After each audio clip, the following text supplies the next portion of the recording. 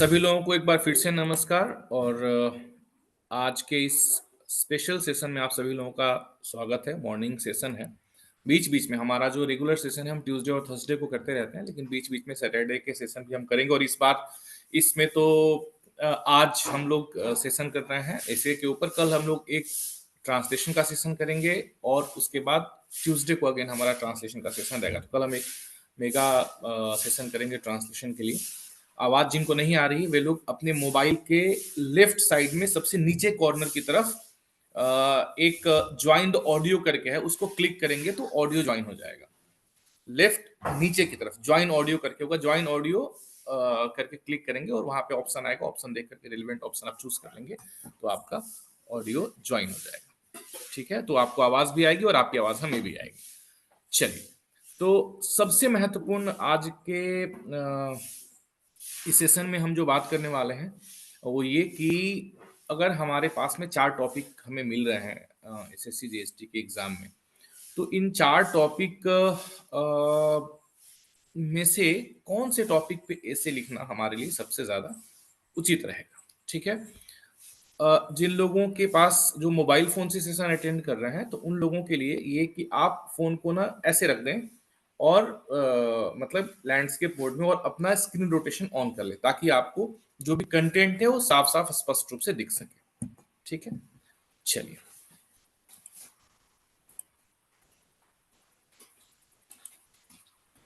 Okay. तो इस series में हम लोग अगले 3-4 सेशंस जो करेंगे, सेशंस हम जब भी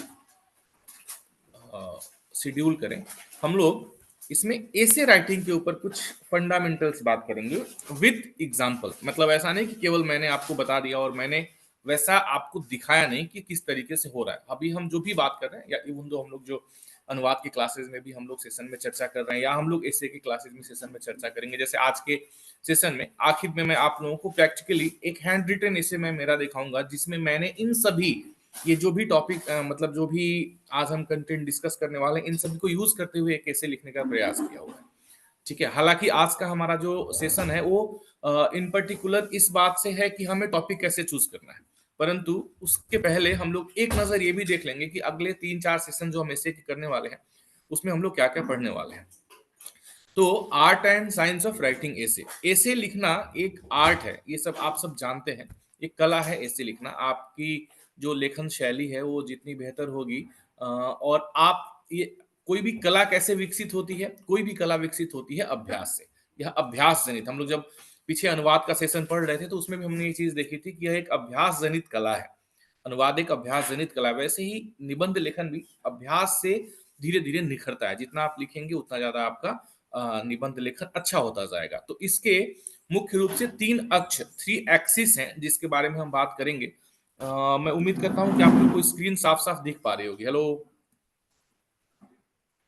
ठीक है। Yes sir. ये जो 3 एक्सिस हैं, इसकी जो 3 अक्ष हैं उसमें प्रेजेंटेशन, प्रिपरेशन और रिवीजन। तो सबसे इंपॉर्टेंट जो है दैट इज प्रिपरेशन, जहां से आप शुरुआत करते हैं।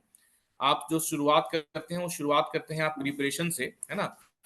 प्रिपरेशन से शुरुआत करते हैं और फिर उसके बाद आपका प्रेजेंटेशन आता है, प्रेजेंटेशन भी बहुत इंपॉर्टेंट है, और फिर फाइनली रिवीजन आता है। तो ये इस तरीके से ये सर्कल आपका चलेगा, प्रिपरेशन, प्रेजेंटेशन और रिवीजन। ये 3 चीजें हैं जो हम लोग आगे इन तीनों को डिटेल में अगले कंसेक्यूटिव सेशंस में हम लोग देखने का प्रयास करेंगे। अब जब हम प्रिपरेशन की बात करेंगे तो किस प्रकार से आप ऐसे का प्रिपरेशन करेंगे, तो इसके लिए हम लोग 4 स्टेप पे आगे चर्चा करेंगे कि हम लोग ऐसे पे प्रिपरेशन किस प्रकार से करेंगे। तो 4 स्टेप्स ऑफ प्रिपरेशन हम लोग देखेंगे, जिसमें कि सबसे पहले हम डिसेक्शन देखेंगे, है ना, कि जो टॉपिक आपको मिला उसको कैसे डिसेक्ट करना है। डिसेक्ट मतलब बांट देना। जो लोग बायोलॉजी पढ़े होंगे उनको पता होगा डिसेक्शन का मतलब क्या होता है। तो हम लोग डिसेक्ट कैसे टॉपिक को करेंगे। उससे पहले हम लोग वीडिंग कैसे करेंगे, जो आज हम लोग सीखने वाले हैं। वीडिंग आप लोग समझ रहे हैं ना, जैसे खेतों में जो खरपतवार लग जाते हैं तो उनको हम निकाल देते हैं और फिर केवल अच्छे पौधे बच जाते हैं, उसको हम लोग वीडिंग कहते हैं। इसी का बता रहे हैं तो हाँ हाँ हाँ, बिल्कुल बिल्कुल, आप सही कह रहे हैं। क्या बोल रहे हैं? कौन सा वो जो जिसका क्लास लिए हैं वो ट्रांसलेशन वाले। हाँ, तो अभी ऐसे अगर आप लोग करेंगे तो फिर मैं अभी तुरंत आप लोगों को ना म्यूट ऑल कर दूंगा और उसके बाद मैं फिर परमिशन नहीं करूंगा, है ना। तो अभी ये मैं ऐसा करने जा रहा हूँ। अब जिनको बोलना होगा वो हाथ उठाएंगे और फिर मुझे बोलने, मैं उनको एक आदमी को फिर अनम्यूट करूंगा, क्योंकि मैं बार बार हर क्लास में ये बात नहीं कहता रहूंगा। आप लोग सब बहुत ही मैच्योर हैं और आप लोग एक अधिकारी बनने की तैयारी कर रहे हैं, तो डिसिप्लिन तो एक ऐसी चीज है जो ऑटोमेटिकली होनी चाहिए। और मैं बार बार कहता हूं कि एक क्लिक की चीज है, आप किसी से बात ना करें ऐसा नहीं हो सकता है, बस आपको अपना माइक जस्ट एक क्लिक से म्यूट कर देना, इतना ही करना होता है। चलिए, तो हम लोग वीडिंग, आप समझ रहे हैं क्या होता है? वीडिंग मतलब जो हम लोग खरपतवार निकालते हैं उसको हम वीडिंग कहते हैं। तो वीडिंग का मतलब क्या है कि सिलेक्शन करना, कि भाई जो अननेसेसरी है हमारे लिए उस 2 घंटे के दौरान उसको निकाल करके और हमें अपने लिए टॉपिक कैसे निकालना है जिसके ऊपर हम आज बात करेंगे। फिर जब हमारा वीडिंग हो गया तो फिर हम डिसेक्शन करेंगे, मतलब जो टॉपिक हमने ले लिया फिर उसको हम कैसे डिसेक्ट करेंगे, हम बात करेंगे। पिछले कई सारे मॉर्निंग के सेशन में जब हम लोग बात करते हैं तो मैं ये सारी बातें आपको बताता भी रहता हूँ थोड़ा सा और व्यवस्थित तरीके से। फिर हम एक ब्रेनस्टॉर्मिंग प्रोसेस करेंगे। हमने कल भी करके देखा था, जब हम कल आपदा प्रबंधन में स्थानीय सरकारों की भूमिका के ऊपर हम चर्चा कर रहे थे, तो उसमें भी हमने देखा था। तो ब्रेनस्टॉर्मिंग कैसे करेंगे इसके बारे में हम आगे सक्सेसिव सेशंस में बात करेंगे। और फिर फाइनली हम प्लॉटिंग कैसे करेंगे जिसके ऊपर अल्टीमेटली हमारा ऐसे लिखा जाना है। तो ब्रेनस्टॉर्मिंग, वीडिंग, डिसेक्शन और प्लॉटिंग, ये चार जो है स्टेप्स ऑफ प्रिपरेशन हम देखेंगे कि हम अपने एसे के लिए प्रिपरेशन कैसे करेंगे। अच्छा, ऐसा नहीं है कि इतना सारा मैं कह रहा हूं तो ये बहुत सारा टाइम लगने वाला है, इसमें 2 से 3 मिनट ही आपको टाइम इसके लिए मिलेगा एग्जाम में जो आपको करना है। तो आपको अभी से इसका अभ्यास करना है ना, प्रैक्टिस करनी है।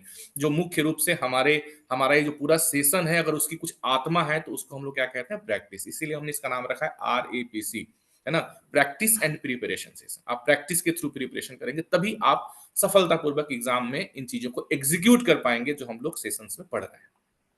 ठीक है, उसके बाद में हम आएंगे प्रेजेंटेशन के ऊपर, which is again one of the most important aspect. ऐसे राइटिंग की यदि हम बात करें तो हम 9 एलिमेंट्स ऑफ प्रेजेंटेशन देखेंगे कि आपको किन किन बातों का ध्यान रखना है ना। देखने में आपको ऐसा लगेगा सर इतनी सारी चीजें हम कैसे करेंगे, एग्जाम में कैसे ध्यान में रखेंगे। एग्जाम में आपको ध्यान रखने की आवश्यकता नहीं है, ये मैं आपको एग्जाम से बहुत पहले बता रहा हूं, जिनको आपको धीरे धीरे धीरे धीरे अपने राइटिंग में अभ्यास में लाना है। अभ्यास में लाते लाते लाते लाते जब आप इसके हैबिचुएटेड हो जाएंगे, आप इसको करने लग जाएंगे, तो एग्जाम में ये अपने आप स्वतः स्पॉन्टेनियस होने की शुरुआत, मतलब इसका हो जाएगा, ये होने लग जाएगा, है ना। तो 9 एलिमेंट्स ऑफ प्रेजेंटेशन हम देखेंगे, जिसमें कि किसका कितना वेटेज है उस हिसाब से ये हम आगे बात करेंगे, जिसमें वोकेबुलरी बहुत इंपॉर्टेंट है। कोट्स को लेकर के बार बार क्वेश्चंस आते हैं, उसके बारे में हम देखेंगे। फैक्ट्स एंड फिगर्स कितना महत्वपूर्ण है, फैक्ट्स एंड फिगर्स डालना कितना डालना है जब हम लोग एसएससी जेएसटी के लिए ऐसे लिख रहे हैं, ऐसी स्थिति में कितना इंपॉर्टेंट है। पंक्चुएशंस कितने ज्यादा इंपॉर्टेंट है, कई बार पंक्चुएशंस आपके अर्थ का अनर्थ कर देते हैं, और कई बार नहीं लगाने पे भले ही अर्थ ना बदले या भले ही भाव में बहुत अंतर ना पड़े, लेकिन जो इवेल्युएटर होता है उसको बहुत एनॉय करते हैं, क्योंकि ये बहुत छोटी छोटी चीजें हैं जो एक भाषा के विद्यार्थी से बिल्कुल ही उम्मीद नहीं की जाती है ना, उससे अपेक्षित नहीं रहता है। सब टाइटलिंग जिसके बारे में बार बार बात होती है, हम इसके बारे में बात करेंगे। पैरेंथेसिस जो होता है, हम जब ऐसे में लिखते वक्त इन चीजों का प्रयोग करते हैं तो हमारा ऐसे किस लेवल पे उठ जाता है और किस हद तक हमें करना चाहिए, कितना जरूरी है। एब्रिविएशन हमें किस प्रकार से यूज करने चाहिए ना, क्या यूज हम कर सकते हैं और कितना कर सकते हैं, है ना। पैराग्राफिंग और हैंड राइटिंग, इन सब सारे एस्पेक्ट्स पे हम बात करेंगे। ये 9 एलिमेंट्स ऑफ प्रेजेंटेशन, इसके बारे में हम लोग सक्सेसफुल सेशन से बात करेंगे, जो कि बहुत जरूरी है। Vocab, quotes, facts and figures, punctuation, subtitling and underlining, parenthesis, abbreviations, paragraphing and handwriting. तो इसमें किस पे कितना आपको ध्यान देना है, अभी जब आप प्रैक्टिस कर रहे हैं तो इसको एक एक करके हम लोग अगले 2-3-4 सेशन में ये सारी चीजों को हम देखने वाले हैं। और किस प्रकार से आप इसके ऊपर काम करेंगे। जैसे अभी वैशाली बोल रही थी कि सर मेरी लैंग्वेज मुझे लग रहा है कि ठीक नहीं हो रही है, तो कैसे हम अपनी लैंग्वेज को ठीक कर सकते हैं, है ना, किन चीजों का अभ्यास करके हम अपनी लैंग्वेज को ठीक कर सकते हैं। क्योंकि अगर आप मुझसे ऐसी कोई उम्मीद कर रहे हैं कि सर आप मुझे ऐसा कोई ट्रिक बता दीजिए, ऐसा कोई जादू बता दीजिए कि एकदम से मेरा लैंग्वेज कंटेंट ठीक हो जाए, it is not going to happen. Language content आपको ठीक करने के लिए 2 ही तरीके हैं, केवल 2 तरीके हैं, है ना। यदि आप चाहते हैं कि आपका लैंग्वेज कंटेंट ठीक हो तो पहला चीज है, 3 कह सकते हैं आप, पढ़ना, दूसरा है सुनना, और तीसरा है लिखना, और चौथा क्या है, बार बार लिखना, है ना। बार बार लिखना यानी कि प्रैक्टिस। ये 4 चीजें आपको करनी पड़ेंगी। पहले पढ़िए, खूब पढ़िए, फिर सुनिए। अगर आप सुनने के लिए इच्छुक हैं तो बहुत सारे आजकल जो भी भाषा में आपको दिक्कत आ रही है, हिंदी में, इंग्लिश में, तो आजकल बहुत सारे उसको ऑडियो बुक्स वगैरह भी आ गए हैं, न्यूज़ वगैरह आप सुन सकते हैं, बीबीसी सुन सकते हैं, या मतलब अगर इंग्लिश का उस तरीके से जो भी है, भाषा कंटेंट अगर आप इम्प्रूव करना चाहते हैं थोड़ा जल्दी फास्ट पेस में, तो उसकी मैं बात कर रहा हूँ। और मोस्ट इंपॉर्टेंट, आप उसको लिखिए, है ना? प्रतिदिन हम लोग लिख रहे हैं, एसेज लिख रहे हैं, निश्चित तौर पे यदि आप अपने पहले दिन का एसे जो आपने लिखा था 10, 11 या 12 दिसंबर को, उसको देखें, और यदि आप रोज लिख रहे हैं और आज जो एसे आप लिख रहे हैं इसको यदि आप मैच करेंगे, तो you will understand and you will realise कि आपका आज का एसे उस दिन के एसे की तुलना में काफी बेहतर दिख रहा है। राइट? आप लोगों को कुछ भी कहना है तो आप मैसेज बॉक्स में डाल सकते हैं, मैं देख लूंगा, रिप्लाई कर दूंगा। और यदि आप लोगों को लगता है कि नहीं, इस सिचुएशन में जब आप लोग इतने मैच्योर एज में हम लोग बैठ करके और एक एग्जाम की तैयारी कर रहे हैं, तो मुझे इस तरीके का की पाबंदी नहीं लगानी चाहिए, और ये बात चूंकि हर क्लास में मैं कहता हूं, तो फिर मैं आप लोगों को अनम्यूट करने के लिए यहां से ओपन कर दे रहा हूं, परंतु मैं उम्मीद करता हूं कि इस तरीके से हम नहीं करेंगे आगे। चलिए, अब आप लोग अपने आप को अनम्यूट करके बोल सकते हैं। ठीक है, तो और फिर चौथी चीज जो अपने लैंग्वेज कंटेंट को इंप्रूव करने के लिए आवश्यक है, वो है आपका एक निरंतर प्रैक्टिस करना। ठीक है, तो ये 4 चीजें बहुत ज्यादा जरूरी हैं, इसके बारे में हम लोग आगे चर्चा करेंगे। इसके साथ में हम लोग देखेंगे कि रिवीजन कितना इंपॉर्टेंट है, जो चौथा हमारा इसको लेकर के चौथा पार्ट है, उसको हम देखेंगे कि रिवीजन कितना इंपॉर्टेंट है। उसके बाद हम देखेंगे 5 pillars of effective essay writing, जिसमें क्या क्या चीजें जरूरी है ना? टाइम डिवीजन कितना महत्वपूर्ण है, कैसे करना है, हमारे पास 30 मिनट का समय है, उसे कैसे हमें डिवाइड करना है, इंट्रोडक्शन हमें कैसे लिखना है ना? बॉडी में हमें किन किन बातों का ध्यान रखना है, लिखते वक्त, बनाते वक्त, क्रिएट करते वक्त जो हमने ब्रेनस्टॉर्मिंग करी है उसका हमें कैसे यूज करना है, कंक्लूजन हमें कैसे लिखना है, and the most important part कि आपका जो ओवरऑल एक्सप्रेशन है एसे का, है ना? जब आपने पूरा एसे लिखा, तो वह एसे के दिए हुए टॉपिक और आपके थॉट प्रोसेस के साथ में कितना उसका सामंजस्य है, ये आपका एक ओवरऑल एक्सप्रेशन कैसा आएगा एसे से निकल करके, इसको हम लोग विद एग्जांपल, एसे लिखे हुए एसे के एग्जांपल के माध्यम से हम लोग देखने का प्रयास करेंगे। ठीक है, आपको एसे लिखने के दौरान क्या करना है और क्या नहीं करना, ये भी बहुत इंपॉर्टेंट चीजें हैं, है ना? क्या करना है आपको, जैसे मैंने बताया था राइट मार्जिन, मैं आपको अगर पॉसिबल होगा तो एक उदाहरण भी दिखाऊंगा राइट मार्जिन का। शिवानी ने करके मुझे भेजा था बहुत अच्छे तरीके से। आप रफ वर्क स्पेस छोड़ेंगे, जब आपके हाथ में कॉपी मिलेगी तो पीछे की तरफ आप एक रफ वर्क स्पेस के लिए जगह वैसे दी रहती है, अगर नहीं दी हो तो भी आप बना लेंगे, दी हुई है तो बहुत अच्छी बात है। जो आप रफ वर्क करेंगे उसे लास्ट में कैंसिल कर देंगे, इसे आप नहीं भूलेंगे, और आप साफ सुथरा लिखेंगे, गंदगी नहीं उसमें करेंगे। जो आप लिखेंगे कि उसमें काट पीट करके और जितना जो है भड़ास आपने वहां निकाल दिया, तो ये आप नहीं करेंगे। ठीक है, तो इन चीजों का आपको ध्यान रखना है कि राइट मार्जिन आपको मेंटेन करनी है ना? रफ वर्क स्पेस को लास्ट में जरूर जरूर कट कर देना है, बहुत जरूरी है, और आपको एक नीट एंड क्लीन तरीके से लिखना है। ठीक है, क्या नहीं करना है, ये बहुत ज्यादा जरूरी है। क्या करना है से ज्यादा जरूरी होता है क्या नहीं करना है। क्या नहीं करना है, आपको स्पेलिंग एरर्स नहीं करने, ये ऐसा ब्लंडर है, मतलब स्पेलिंग कह लें या हिंदी में इसे बर्तनी कह लें, ये आपको नहीं करना है। ठीक है, बहुत ज्यादा कट पीट नहीं करना है, लिख रहे हैं और कट पीट कर रहे हैं, फिर यहाँ लिख रहे हैं, ये आपको नहीं करना है। ओवर राइटिंग आपको ज्यादा करने की नहीं करनी है, कई बार हम लोग ओवर राइटिंग ना एक उसी के ऊपर उसी को बनाने का प्रयास कर देते हैं, है ना?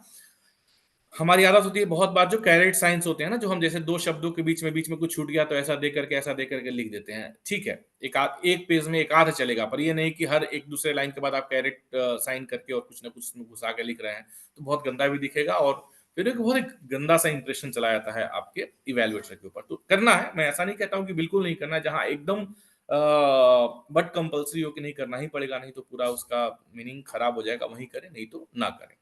और मोस्ट इंपॉर्टेंट थिंग कि आप जब भी आगे भी हम इस पे डिटेल में बात करेंगे, कि ऐसा नहीं आप सोचे कि मैं सबसे अलग लिखूं, है ना? सबसे अलग मेरा ऐसे दिखना चाहिए, इस चक्कर में सबसे गलत टॉपिक, मतलब अलग उठाने के चक्कर में ऐसा टॉपिक उठा ले जिसके ऊपर आपकी कमांड नहीं है, तो ऐसा हमें नहीं करना है ना? बहुत डिफरेंट दिखने के चक्कर में, डिफरेंट लिखने के चक्कर में, डिफरेंट बनाने के चक्कर में आप एग्जाम हॉल में बाकी को भूल जाइए, बस आप खुद को याद रखिए, आपको अपने हिसाब से अपना बेस्ट अपने कॉपी पे लिख करके आना है।